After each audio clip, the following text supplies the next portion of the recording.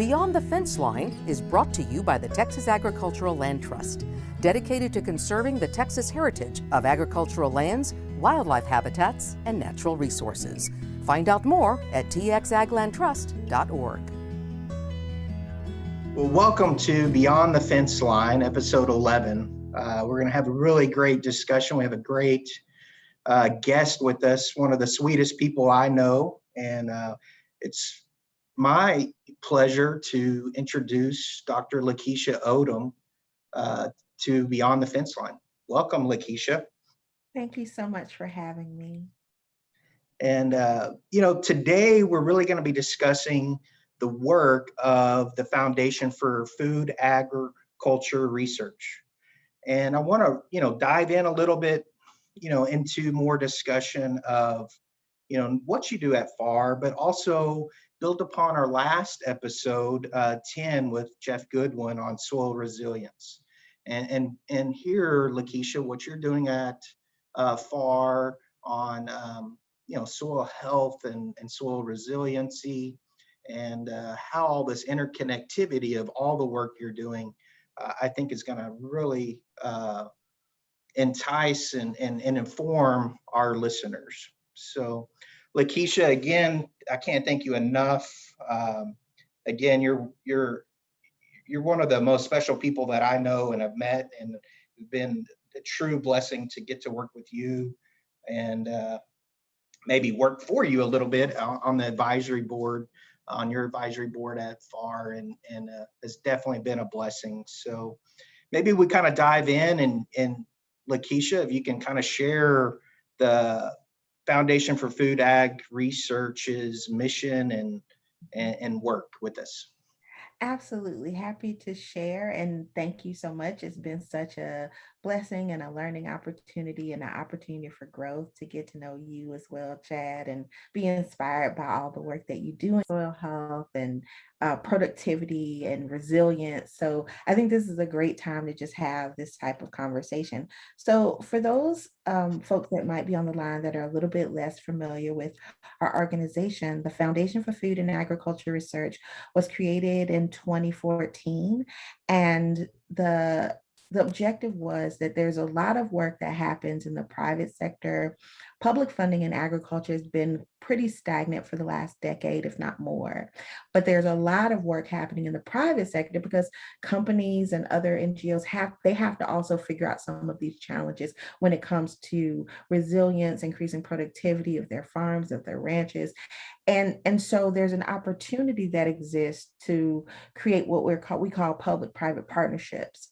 So FAR was provided with initial funding in the 2014 Farm Bill and the 2018 Farm Bill to be the public part of a public-private partnership. So a lot of what we do is look for other organizations that are non-federal and look for opportunities to increase funding in ag research. So we do that across 6 specific areas we call our challenge areas.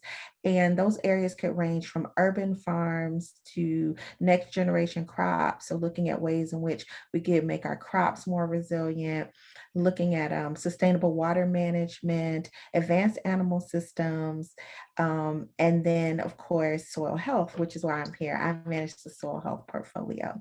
And that's how I got the chance to meet Chad initially, is that a lot of great work that he's done in the space, and he's a great thought leader.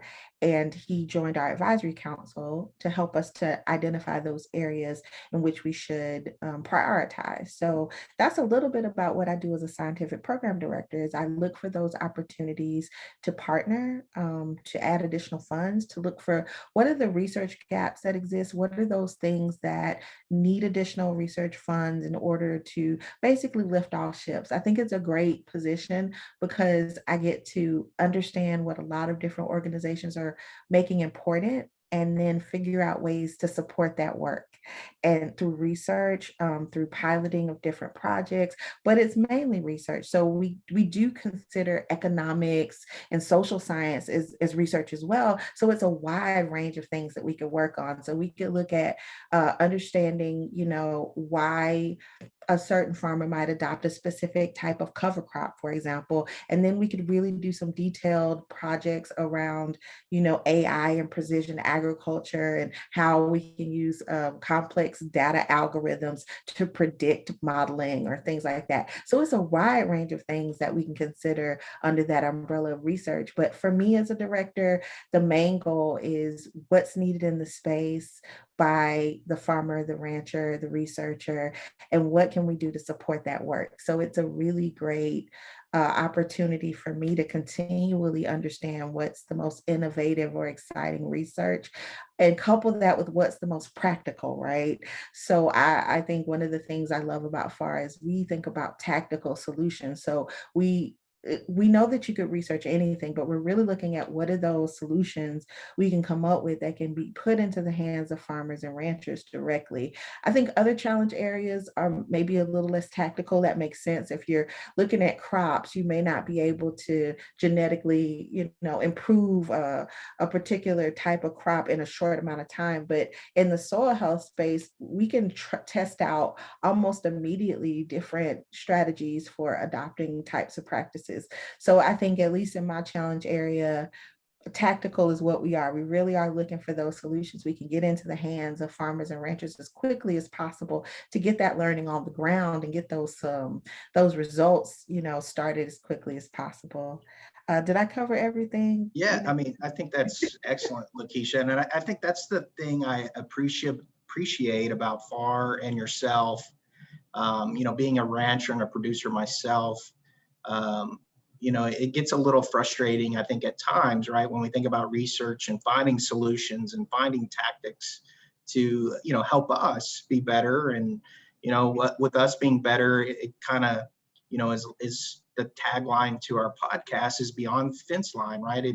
It's going to benefit society as a whole. And so I appreciate the tactics and the way you address of what I would call usable science, right? Of bringing the end user from the beginning. And I think when you look at it from your advisory council of having producers, like myself and Michael Vance and others on that, of really making sure that you're hearing our voice and finding solutions for us that are practical. And I think you highlighted that very well.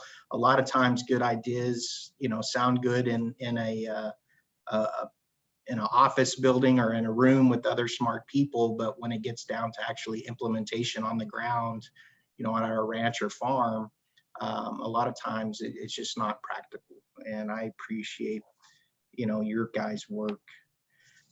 LaKisha, one of the words that I hear yourself and Dr. Rocky, talk about is the word audacious, right? It's not usually a word connected like to science. So what does this mean, and how can you really give us some examples of the type of research being done by FAR?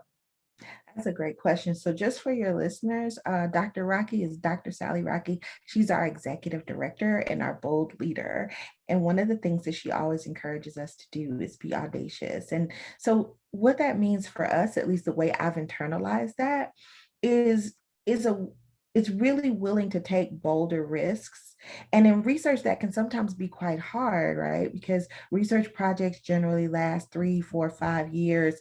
And so then how do you kind of maintain that audacity? How do you look for those bold risks? So part of that is looking at the types of projects that we fund. So what you'll notice is we can fund a wide range of things. We can fund the traditional research projects. We can also fund things like challenges where you have a very specific problem and you bring in groups to help solve that specific problem in a short amount of time, or a prize where, we may not know the solution, but we invite a lot of organizations and entities to come in and try to propose a solution, and the best solution, quote unquote, wins. So there's a lot of different ways that we can work together. And I think that's the way that, for me, a lot of our audacity shows up in the ways that we seek to partner, the ways that we look for research gaps, and the ways that we can fund, right? We have a multitude of tools that we can use to try to engage with non-federal partners. And I feel like one of the things that's most audacious to me, which shouldn't be, but it is finding ways to work together.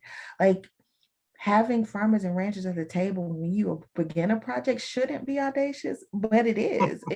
It's typically not the way in which some science has been done. I think there are lots of great groups that really embody this farmer rancher first philosophy, but it doesn't happen as often as it could and should. So one of the things I'm really proud of is it isn't necessarily that FAR has all the answers, but that there are amazing groups like the ones that you've been involved in, Chad, not just with your work here, but across your career that you've helped to introduce FAR to, that really help us to ensure that we're having conversations with people and asking them, what do you need before we go out and fund some research? So I think one of the things that I found most audacious about us is the types of project that we fund, but the ways that we want to engage people with us before we start the work, and how we want to ensure that those voices are at the table while we're doing the work. So it isn't like we'll only talk to producers when we've got the thing that we want them to now do. No, we want them involved before we ever start work. One of the best convenings Chad helped me put together was when he was still with Noble, and looking at how we could get farmers in the room with researchers and practitioners and federal folks to really talk about what are these challenges. And I think Jeff might have alluded to some of that. He was in that meeting as well, your speaker last week, and talking about, like, when you're thinking about soil health, resilience, and range and pastureland, what are those gaps? What's needed? What do ranchers need to more effectively manage their resources? And you can't do a cookie cutter transition from cropland. It's totally different. So how do you adjust and make sure that there are practical, useful recommendations for ranchers to manage their soil so they can be resilient and productive, and their soils can be resilient and productive? So I think when I think about the audaciousness of our organization and the types of work I'm most excited by, they're projects that either in and of themselves, they are too complex to fit into one box. And so they have multiple partners and they are big and unwieldy almost, but that's the complex nature of the type of work we're trying to solve, right? You can't have one simple project. It has to be kind of systems level approaches. So that's one way I think we're audacious, is the types of projects and the ways we like to work with folks. Yeah, I think you're spot on, LaKisha. And I think one of the things that makes it frustrating, right, from a producer perspective is, that traditional science method, like you mentioned, is that they get everything right. It takes, it's 3 to 5 years of research, and then it's another year or two to get published. And then the information, finally reaches, the folks on the ground. And by then it's too late. And so I think, I think your guys' approach and this audacious, mentality is wonderful. One, you're taking on risk and challenges, and taking on trying to really find the solution for us as producers, where other people talk about it, and it's just like you said, it's unwielding and it's just too hard. Where I think your methodology of bringing in the producers from the beginning, taking off bite sizes, and your collaboration and partnerships are the way to do it. And it's been fun to be part of it, kind of on some of the projects as well as afar, and watching and seeing this information come forward. So with that, I guess the big question I have for you, LaKisha, I mean, do you have any examples of, even some of this findings, and some of it's early on, that has really helped impact the producer, of maybe changing practices on the ground, or anything of that, any kind of examples that you may have of some of those wins? I think, yeah, I have a couple of things that are really interesting to share. So, one of the things that we worked on with one of the first projects we worked on with you, Chad, were the well, with your organization was cover crop germplasm. So in looking for different varieties of cover crops that could be used in different regions, because the reality is that currently, if you get cover crops, you just get a mix of seed, and you don't necessarily know if that mix of seed is optimal for where you are, your soil type, your everything, right? You just get a mix and you don't know what you have in it. So one of the projects that was really exciting to me to work with Noble Research Institute is to really provide more site-specific recommendations so that at the end of the day, folks will know if I'm in, you know, Ohio, or if I'm in Alabama, I can use this mix of cover crop seeds. Those are optimal for me. So a lot of times I think it's not a fault of agriculture.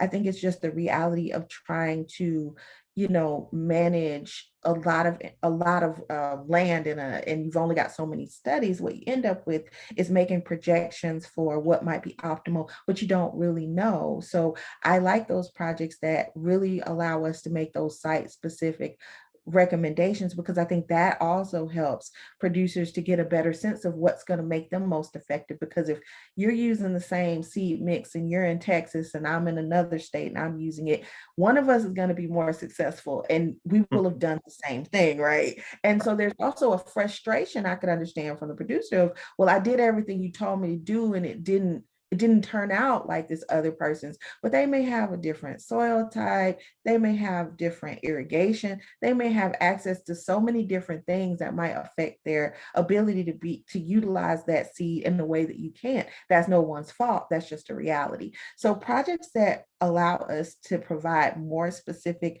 regional recommendations, I really appreciate. So that's one project.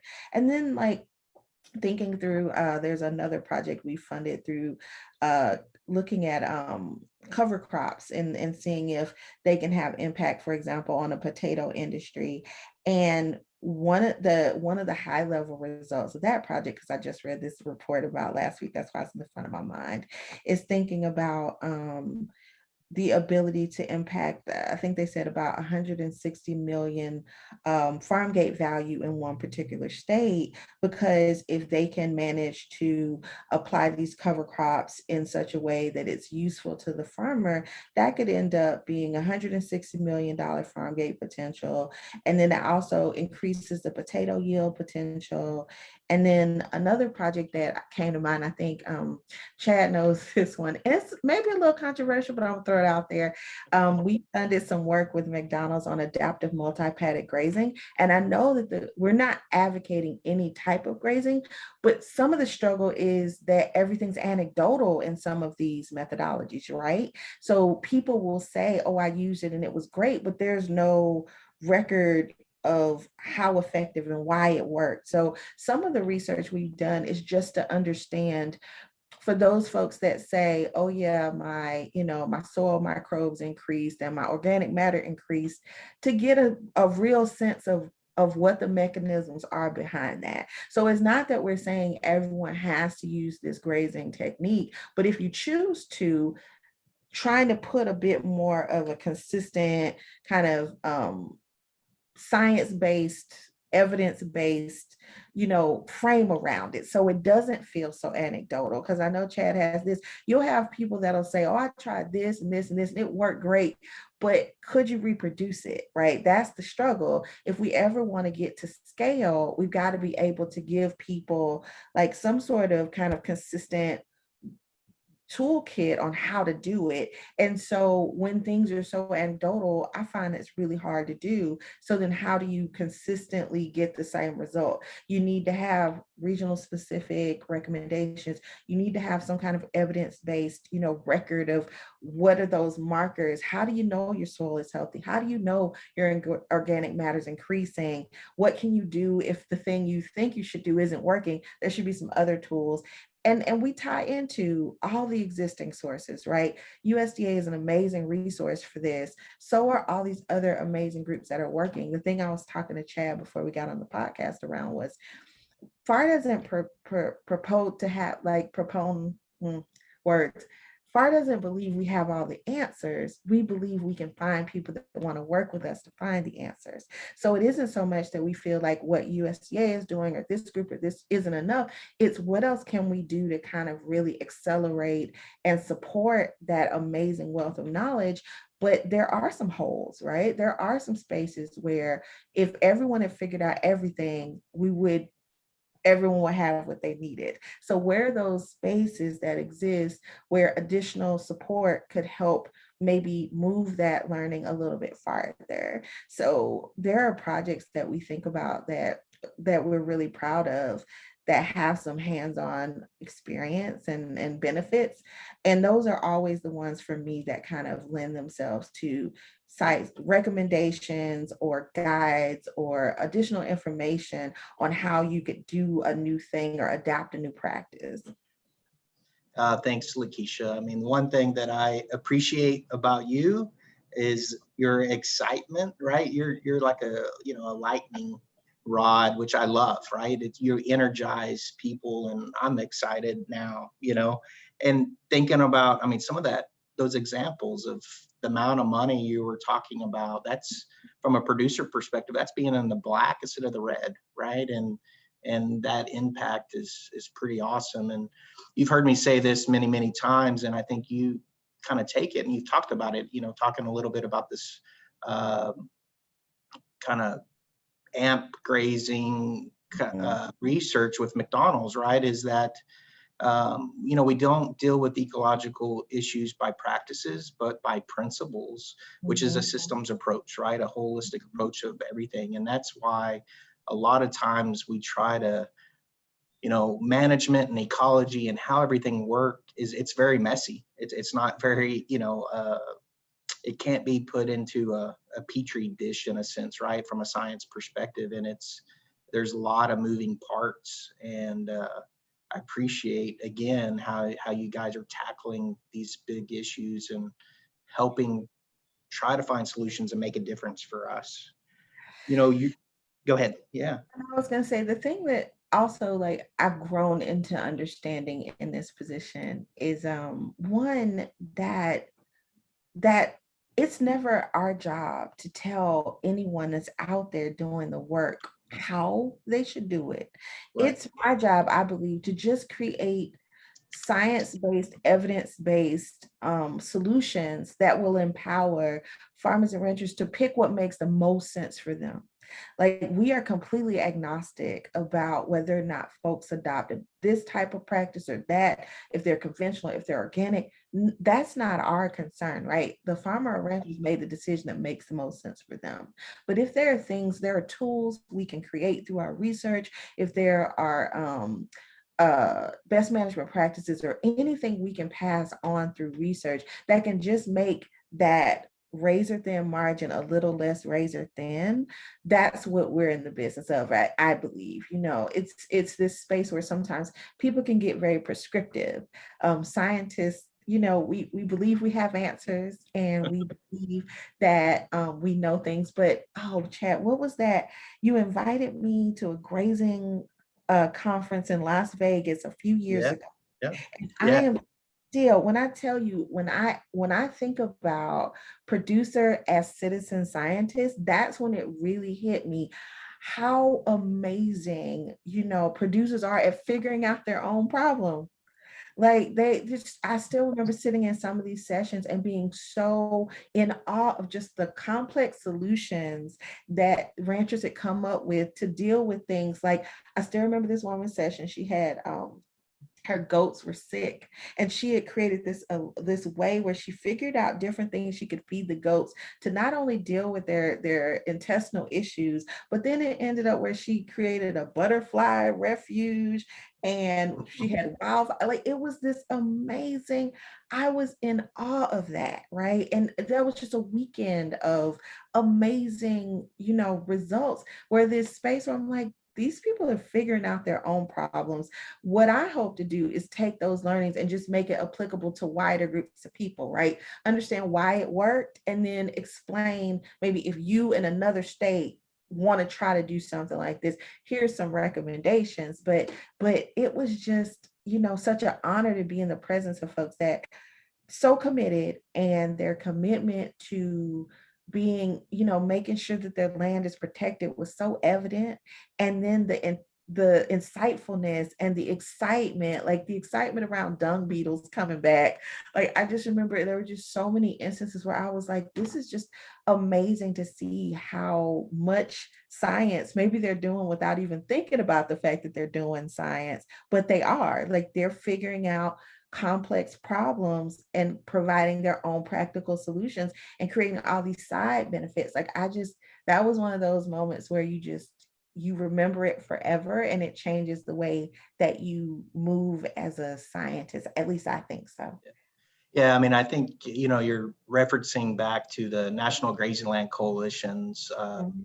kind of national grazing land conference that they have every 3 years. And the next one, LaKisha, is this coming December, um, December 6th through the 9th, I believe. And as you said, and I'm, very, very biased, but I think that conference by far, from a producer perspective, is the best conference, right? It's 80% of the talks are producers themselves telling their story and sharing their story, the good and the bad, right? Of trying to, a lot of times we only want to discuss the good things of what has happened, and we don't discuss the bad. But we can actually learn a lot more from those mistakes, or and having conversations. But I think the most important thing, it's about sharing that story and those experiences and getting those results out. And I guess my question back to you is, how does FAR share your results, these science-based information, back to producers? So for every project that we fund, it'll follow. So most research projects will have like a dissemination plan. How are you going to get the information out? And typically what you'll see is we're going to publish some papers and some peer reviewed journals, and nothing's wrong with that. But I do think that FAR also pushes innovation and audaciousness in those spaces. So what we often are more excited by when we're looking at proposals is, are they going to have field days? Are they going to have workshops, farmer only workshops? How are they going to engage with organizations that represent farmers and ranchers? And how are they going to have them integral throughout the process? So things I've seen that I really like in projects is some programs or projects will form a advisory council, and they want to ensure they have rancher representation, producer representation, so that every component of the project has that eye to it. And then there's also, the standard things like putting out field days, having opportunities to kind of bring folks in and share that learning, presenting at conferences like you mentioned. But I always think there's more opportunity for that. And what I recognize is there's still more opportunity for us to do a better job of having more farmers and ranchers. Like, yes, we have them on the advisory council, but is the mix strong enough, right? Is it one producer that has to speak for all producers, or do we need to have a larger presence? And I agree that we do. There's opportunities to ensure, I always try to ensure, if a project that I will fund or support to be funded through our organization, if they're going to do anything that has impact in farmers and ranchers, they have to have a group that represents those views as a part of that, not only at the end, but during the planning, because you do have to have this like working together mentality. It shouldn't be that old model of, scientists off in the corner coming down from the mountain with the solution when we never asked what was the thing that you need the most.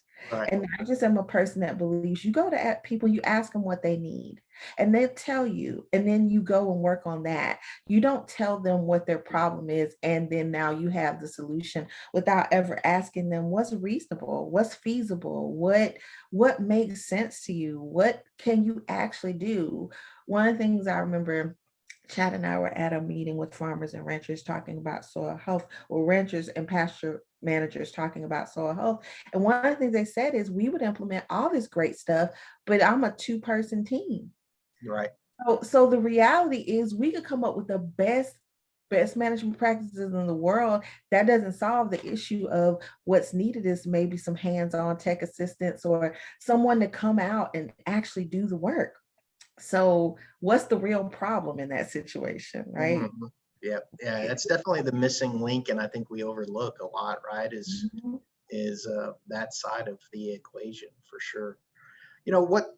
I mean, do you take those same tactics, LaKisha, when we think about policymakers of taking this information? It's important, for them to understand your findings, Mhm. and a lot of times, from a producer perspective, right, we overlook of even having those communications or dialogue with policymakers. We just, it's we have our blinders on, and as you mentioned, we have a two-man team at home, and it's all everyone on deck to try to get things done. And we need to do a better job of telling our story beyond just ourselves, but to the other 98% of the community. So what are some of y'all's ways of that communication to policy? So I would say that the way that FAR was created in the legislation where they even, decided that there would be an organization called FAR, one of the things we can't do is we can't lobby. So the Right. way that we work with policymakers is a little bit, we're able to fund research that informs policy. We do not do any policy work. But what we do is we share information and findings. So we do have a legislative team that will do things like, for example, very often, and Chad, I know you've done these before, Hill staff might need a briefing to understand an issue. That's where we may come in. They Mhm. may want to understand, why is soil health important? Like, I think I'm doing a Hill briefing on Thursday around soil health and the microbiome. So why is it important to involve or support research that looks at all the microbes and bacteria in the soil? What does that help us to figure out? So those are a lot of spaces where I think FAR will show up, not necessarily providing like recommendations, but more helping folks on the Hill to really nail down what the issue might be, or get more information around why something is a priority or important from a scientific perspective. And so typically in those types of briefings, I would be asked things like, why is this important? Why is FAR prioritizing, soil health, for example? How do we feel like that could make producers more productive if we invest in soil health? So those are the types of conversations that I would typically have, but not necessarily that we say we believe the policy recommendation should be this, that, or the third. But our partner organizations, for example, can do that. So as I mentioned, we funded a project with AMP Grazing with McDonald's. If McDonald's chooses to go on the Hill, and they can navigate in that political space in a way that we don't, but we can provide the background information that maybe the research that they might cite in that conversation, we can help provide that type of thing. Great. Thanks for sharing that. And, one of kind of the first things when I've got here to talk was we started kind of wrapping up a policy paper around, resilient landscapes or soil resiliency. From your perspective, LaKisha, what does that term mean? So at its core, I think resilience for me is just the ability to recover, that Mhm. flexibility when a challenge, when a shock to the system, when a weather event happens, when something happens that we cannot control, just that there's an ability to recover. Soil resilience, though, is sometimes a complicated term because people can be very specific in how they define it. I don't. Again, I'm quite agnostic about how we define soil resilience as well. For me, as long as the practices under that umbrella of soil resilience allow the soil to adapt and rebound, I'm good. Like, I feel like I won't have a lot of debate around, well, is this practice in, is this practice out? Isn't Right. that really sustainability? Isn't that really, none of that? Maybe it should matter more, but it doesn't for me. I'm very Mhm. practical. I am by nature. I'm from Alabama, and my great granddaddy and my granddaddy were farmers. There's a part of me that's just practical, and so there's a space where I always ask myself, would my granddaddy care about this? Like, would he care what we call it, or would he just want us to tell him what to do? And so I think about him all of the time because I I use a lot of my lens through the way that my granddaddy or my uncles would respond to something. And then I go, okay, well, I don't think they would get hung up on what you call it. They would just want to know if it works.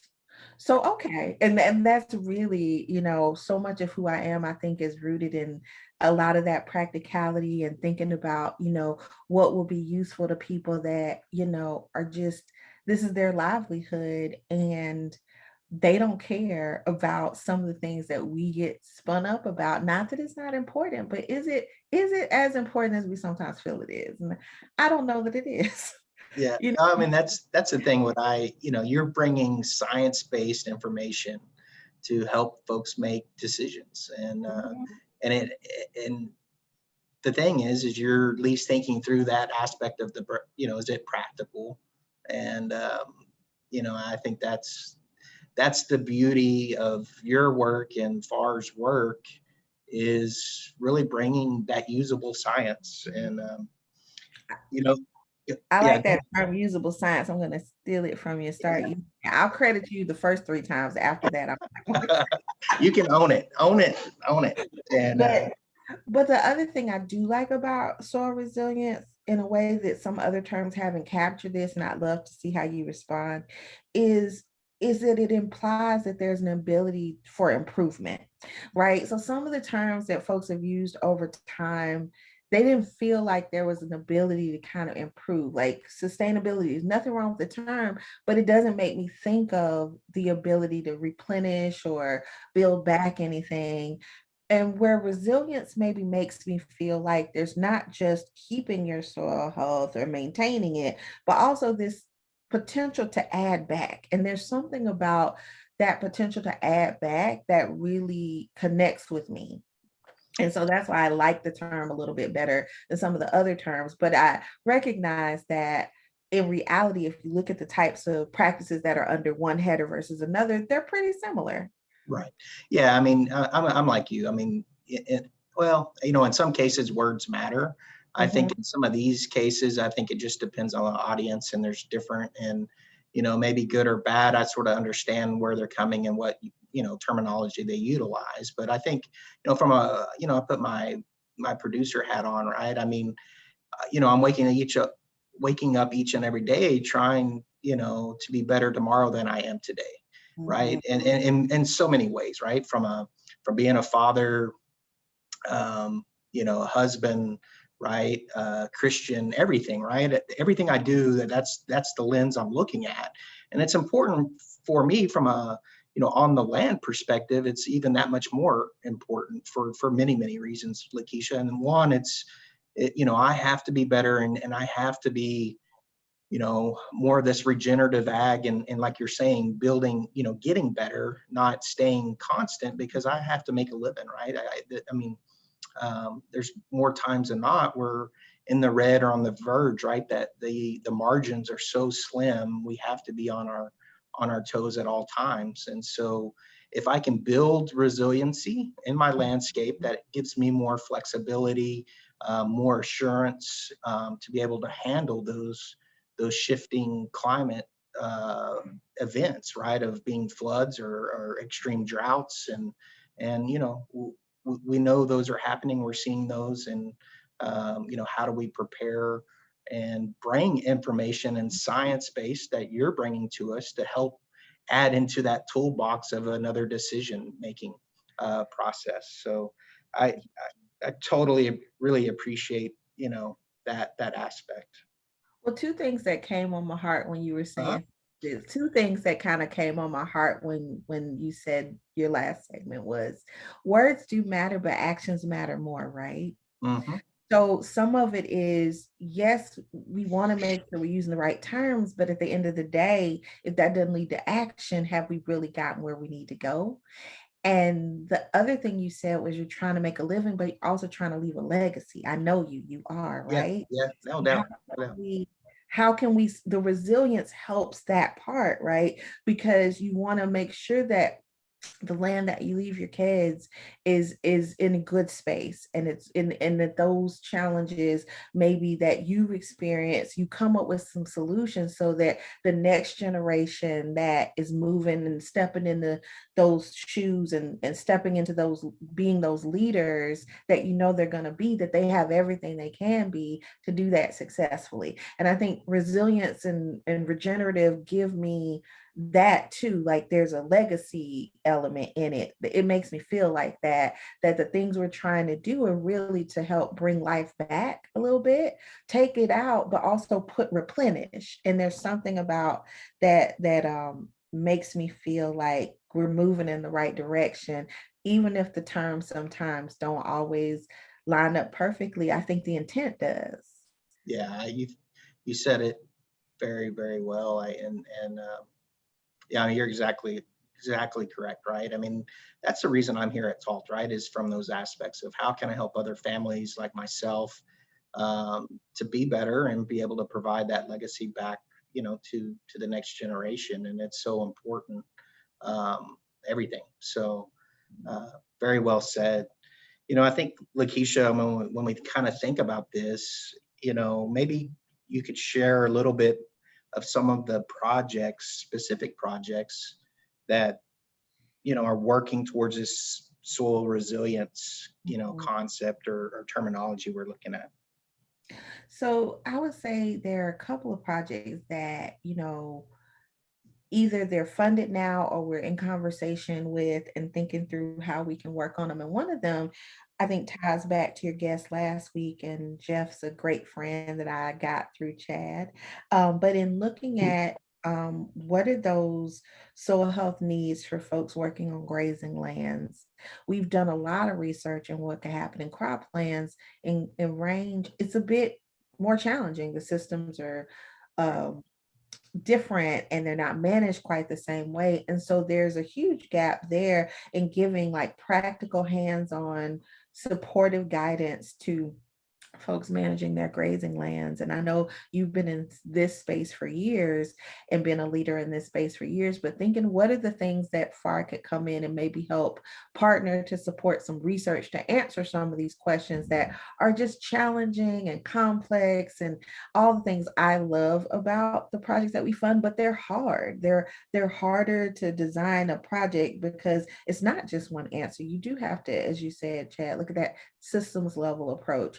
So we've had conversations with groups in the space around what we could do and what would be supportive. And so I'm excited to see in the next few months where those conversations land and what we can actually support. And then another project that I'm pretty excited by is our Ag Climate Partnership work. So when I started FAR, we just weren't quite sure where we wanted to land with projects that address climate.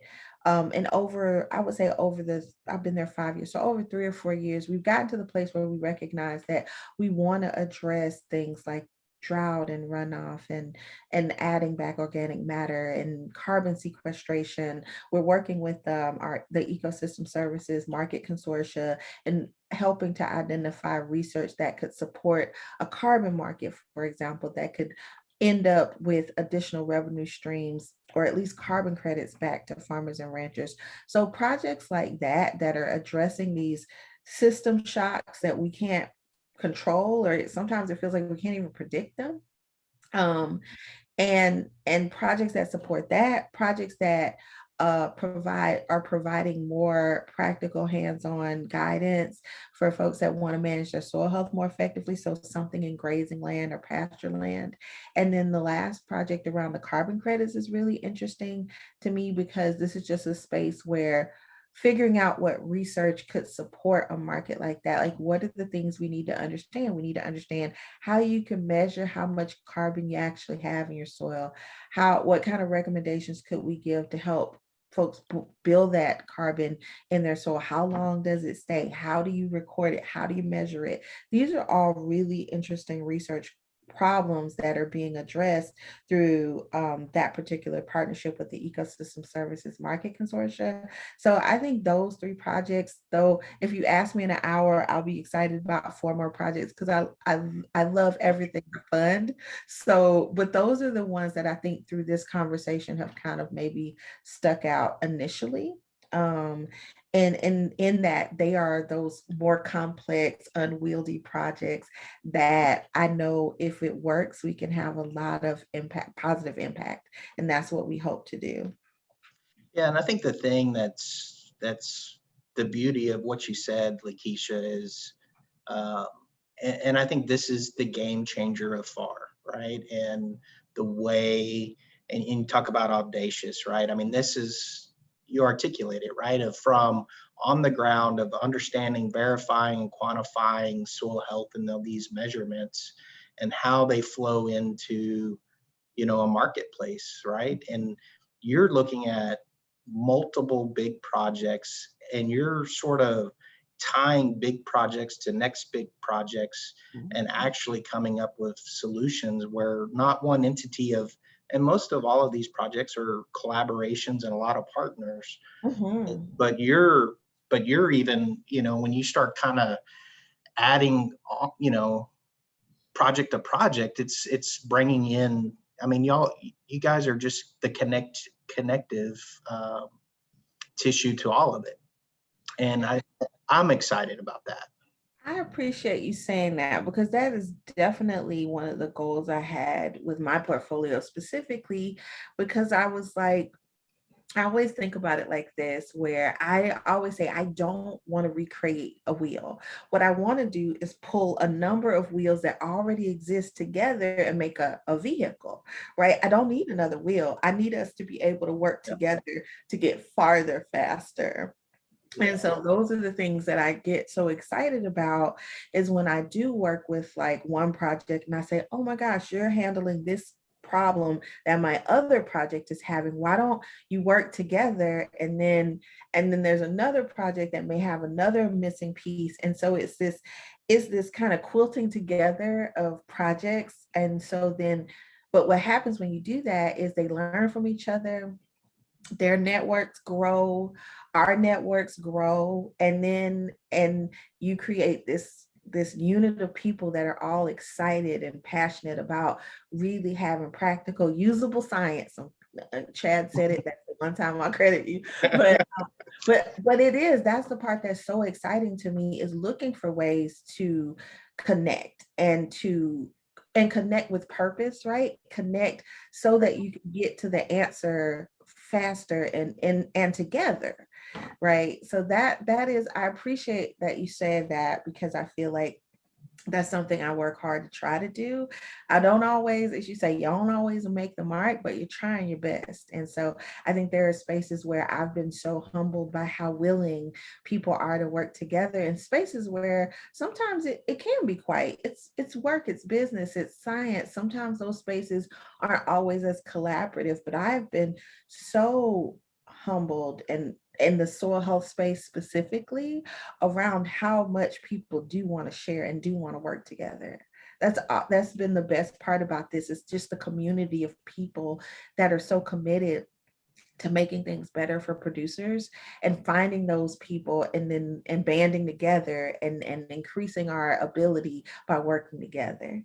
Yeah, there's no doubt, right? And I think it's having that attitude that we're in the relationship and the people business, right? First off, and Mhm. it's that connectivity of people, and a community. And we're just basically building a community around this usable science, right? And finding solutions. So, I appreciate everything you have done and our friendship and the years of spending together. And I know the challenges that both of us will work on together to try to find these solutions. And I just wanted to give you one last chance of, any other final thoughts to wrap up this conversation.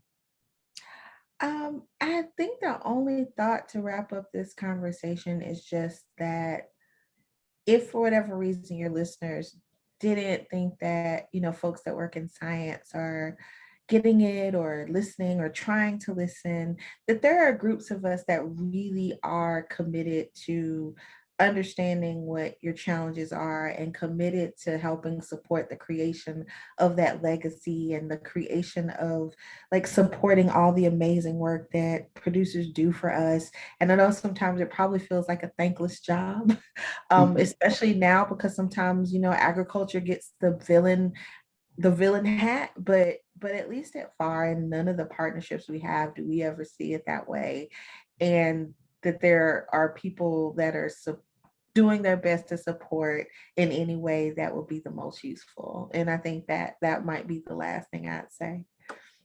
Well, thank you again, Dr. Odom, and keep fighting the fight. And we appreciate everything you do for us. And you're definitely not forgotten on the work that you and FAR do for us. And we truly appreciate it again. So wanted to thank the listeners for joining LaKisha and I today. And just as a reminder to be sure to subscribe to our podcast so you don't miss any episodes, and rate and review us. This really helps us find our content. So again, thanks everyone, and keep Texas big, wide, and open. Beyond the Fence Line is brought to you by the Texas Agricultural Land Trust, dedicated to conserving the Texas heritage of agricultural lands, wildlife habitats, and natural resources. Find out more at txaglandtrust.org.